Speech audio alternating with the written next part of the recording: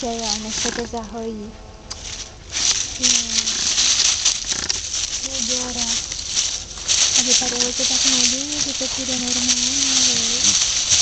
to bylo moc dlouho. Jo. Ano. Jo, ono pak už jak je to dlouho, tak už to nechci nic riskovat, asi, že jo. Ano.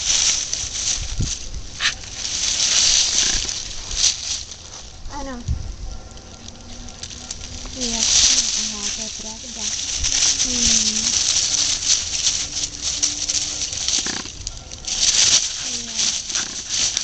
A asi Gabi u toho, když si to dělali